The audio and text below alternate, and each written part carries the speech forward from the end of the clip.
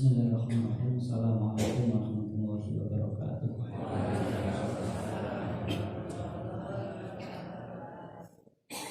Alhamdulillahilladzi an'amana bi ni'matil iman wal islam. Asyhadu an la ilaha illallah wahdahu la syarikalah wa asyhadu anna Muhammadan abduhu wa rasuluh. La nabiyya wa la rasula ba'dah. Allahumma shalli wa sallim wa barik alaihi. Ma'asyiral muslimin jamaah salat subuh yang dirahmati oleh Allah Subhanahu wa taala. Syukur alhamdulillah kita masih dibangunkan Allah setelah kita dimatikan sejenak. Allahumma barik lana fi bukurina. Dan salawat kepada baginda Nabi Muhammad sallallahu alaihi wasallam. Seharusnya ini bukan jadwal saya.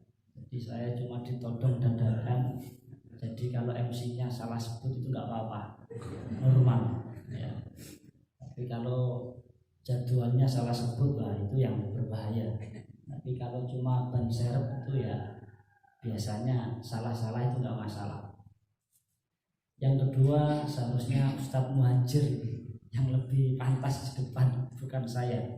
Tapi karena namanya ban serep selalu kemudian dijadikan serep, harus dia menjadi serep. Ibu bapak yang dirahmati oleh Allah, ada dua model orang berpuasa sesungguhnya. Satu, orang yang berpuasa seperti ular. Ular itu kalau puasa sebulan 2 bulan gak makan, habis itu melungsumi. Setelah melungsumi itu badannya meling, kimpling, bersih, indah dilihat. Tapi namanya ular itu bertaring dan berbisa. Setelah puasa tetap saja makan ayam tetangga. Itu namanya ular. Artinya ada orang berpuasa itu ya cuma ikut rutinitas, tapi betul-betul tidak merubah, cuma gaya badan casingnya saja yang dirubah, tetapi mentalitasnya tidak berubah. Sehingga kemudian lidahnya atau bisahnya atau tariknya tetap membahayakan, sehingga di sekelilingnya pun turut kena dampak bahayanya. Yang kedua, ada tipe orang berpuasa seperti ulat. Ulat itu makan dedaunan, petani bingung kalau karena ulat. Tetapi ketika kepompong atau ulat jadi kepompong, ini puasa, maka menjadi kupu-kupu. Dan petani senang, anak-anak, orang dewasa, ibu-ibu, siapapun senang. Karena kupu-kupu membantu proses penyerbukan di dalam pertanian, sehingga kemudian tumbuhan bisa berbuah dengan baik. Karena kupu-kupu indah dipandang, kemudian setiap anak senang.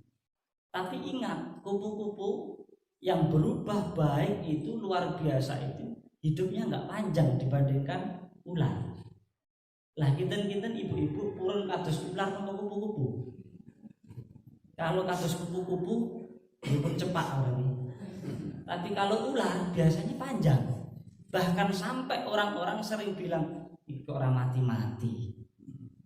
Karena apa? Panjang itu namanya istijroh. Allah kemudian membiarkannya terus saja. Artinya orang berpuasa pun tidak terlepas dari sebuah ancaman.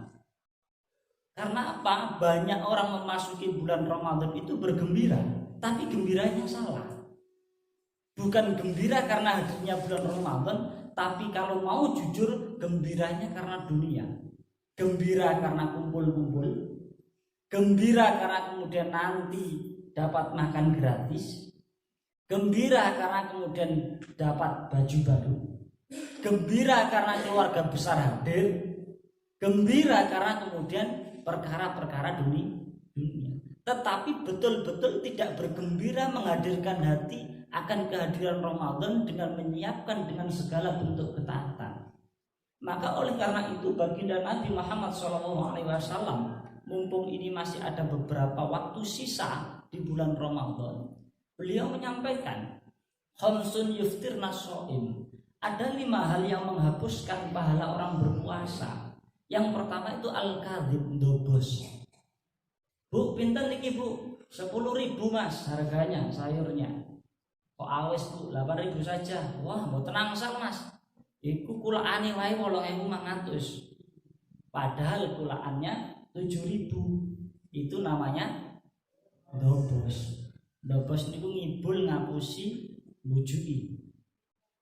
Sehingga berkatalah yang jujur. Kalaupun terpaksa harus menjual 10.000, ya sudah bilang 10.000 Mas, ini untung-untung untuk uang lelah, keringat, bensin semua naik tanpa harus berbohong. Seorang istri kepada seorang suami, Pak nyuwun uang untuk belanja misalnya 100.000, ternyata dibelikan 70.000, sisa 30.000. Ketika anaknya minta jajan sana, minta ibu ada uang kembalian misalnya. Terus kemudian ibu bilang, apa semua naik kok? Ya semua belanja ini untuk belanja. Minyak naik, pertamax naik, apa malah bisa naik Bu? Cabai dereng naik? Dereng. Sing naik apa Bu? Bawang. Ya. Semua serba naik sehingga kemudian itu dijadikan dalih alasan pada kemudian sesungguhnya ada kelebihan. Sehingga jangan membiasakan kebohongan.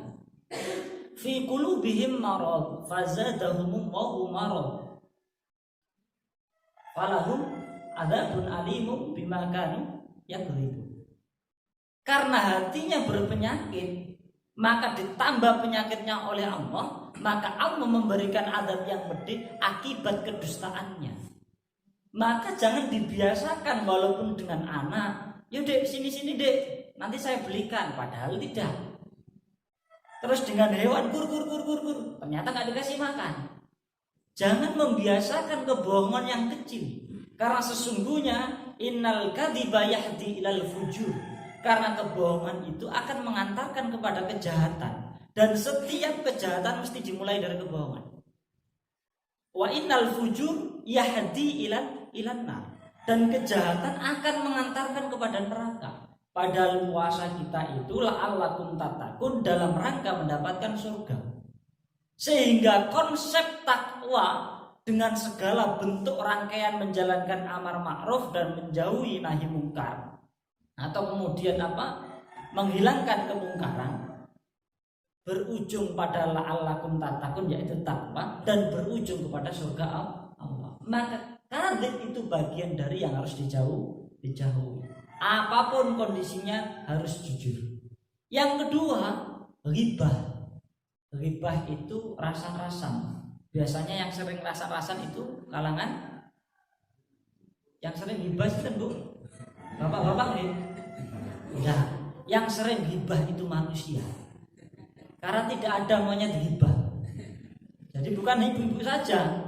Artinya bapak-bapak itu juga punya jaminan atau punya peluang untuk ghibah. Maka jangan dibiasakan siang-siang ke tetangga karena puasa lapar, terus kemudian 1, 2, 3, 4, 5 semua kemudian dibahas. Pembahasan pertama 10 menit pertama aman. Masak apa Bu? Ini masak nopo brokos. Masak nopo Bu? Masak nopo pecel, masak lodeh, masak sayur asem, masak gudeg dan sebagainya. Aman 10 menit pertama. 10 menit kedua atau 20 menit sudah mulai. Lah iya Mbak, itu tetangga itu kemarin gelamnya kok imitasi dipakai kemana-mana. Masuk setengah jam, iya imitasi ngeredit meneh. Sehingga kemudian pergibahan itu terjadi. Kalau benar itu namanya ghibah, tapi kalau salah namanya fitnah. Jadi betul enten apike. Maka lebih baik kita memperbanyak zikir, amalan, ibadah-ibadah yang lainnya. Di antaranya di bulan suci Ramadan adalah memperbanyak bacaan Quran, memperbanyak ibadah, dan memperbanyak zikir yang lainnya. Yang ketiga, sehingga ketika orang ghibah itu naik tingkat, akhirnya menjadi tukang adu-adu, namimah, sehingga senang sekali mengadu domba. Satu dengan yang lainnya, jamaah satu dengan yang lainnya, kawan satu dengan yang lainnya, keluarga satu dengan yang lainnya, diadu, dibenturkan, sehingga kemudian terjadi perpecahan di tengah umat. Padahal Allah mengatakan innallaha yuhibbul ladzina yuqatiluna fi sabilihi shaffan ka'annahum bunyanun marsus. Allah itu lebih senang ketika kita berjamaah, bersatu dalam satu shaf, dalam satu barisan, dalam satu kekuatan. Karena umat Islam ini mayoritas, tetapi umat Islam tidak menjadi penentu di Indonesia. Kenapa? Karena kita terpecah belah. Maka butuh kesatuan umat, butuh kemudian kekuatan umat dengan cara berjamaah. Ibu bapak yang dirahmati oleh Allah, yang keempat yang menghapuskan pahala puasa kita, yang menjadikan menguap itu nadharu bisyahwat, melihat dengan syahwat, baik yang haram ataupun yang halal. Loh mas, yang haram berarti melihat babi berkurang pahalanya? Bukan.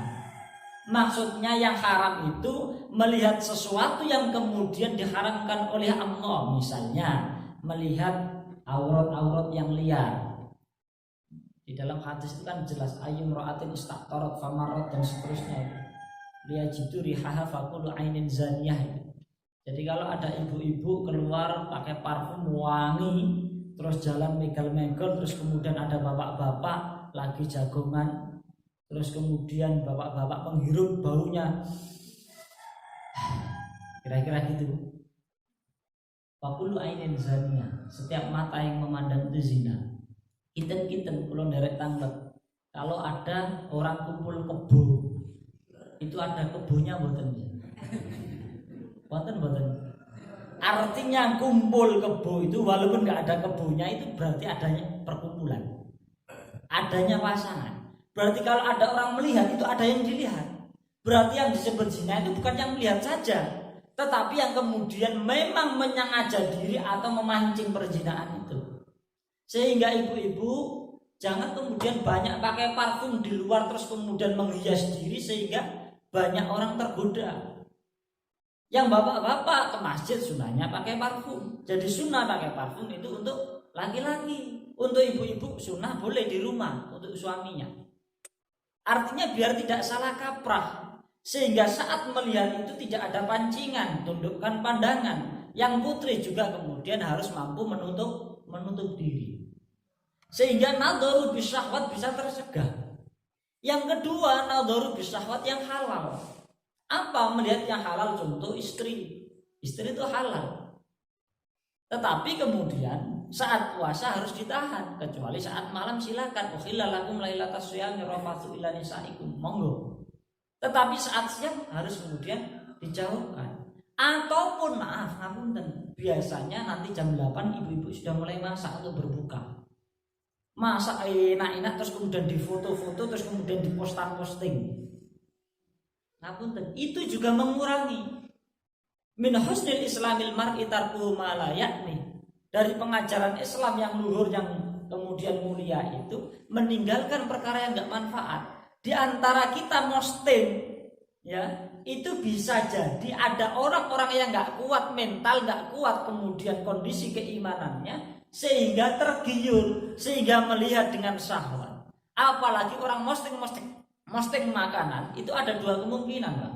Yang pertama, boleh jadi kemungkinan yang pertama adalah umum riak.